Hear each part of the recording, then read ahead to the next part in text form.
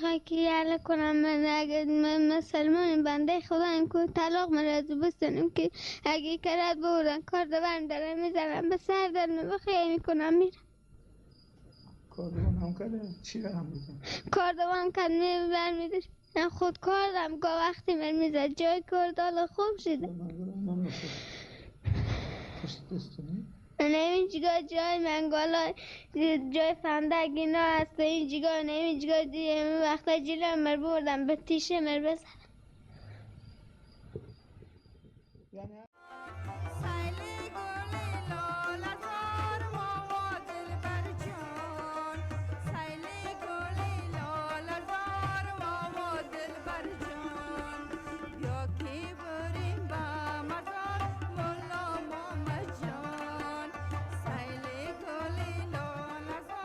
Afghanistan has a long history. From 1839 to 1919, Afghanistan went through 3 Anglo-Afghan wars, as Russia and Britain competed for control of Afghanistan. However, in August 1919, Afghanistan gained independence. During the Cold War, military leaders received much financial aid from the Soviet Union and thus put in place communist policies.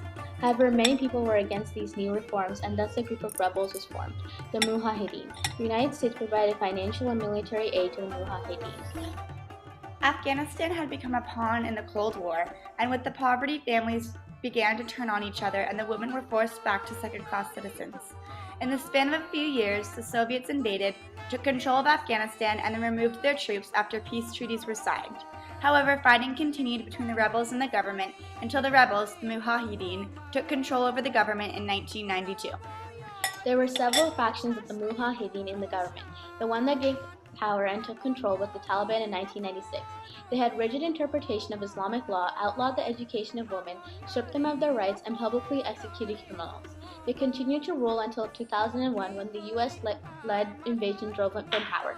However, the Taliban is currently resurfacing.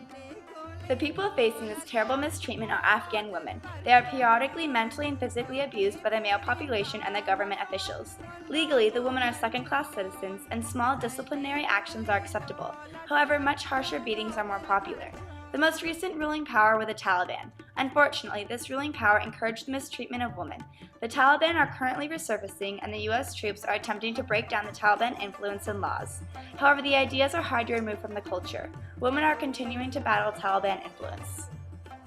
The Taliban influence is strongest in Oshan Village, Dolina District, Ghor Province, southwestern Afghanistan, and the capital, Kabul. The worst time period of abuse was during the Taliban domination, 1996 to 2001. The abuse continues today despite the new government-imposed laws banning it. A large reason for this is that the laws are not enforced. Under Article 2 in the Universal Declaration of Human Rights, it is specifically stated that there shall be not treatment of distinction between genders, race, etc. As an Afghan woman, they face problems with marriage, abuse, and education. Although women and girls are now allowed to go to school, Taliban insurgents intimidate or attack schoolgirls to prevent them from going. Many women are also domestically abused. If a woman is caught running away from an abusive home, despite the new law, she is captured and returned back to her abusive home. Additionally, in Article 5, it states no one shall be subjected to torture or to cruel, inhuman, or degrading treatment or punishment.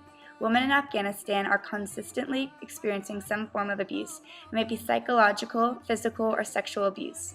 Many times it's carried out by their own husbands, who view the women as property and beat them. 87% of women in Afghanistan experience domestic abuse. And finally, Article 16 regards the laws of marriage.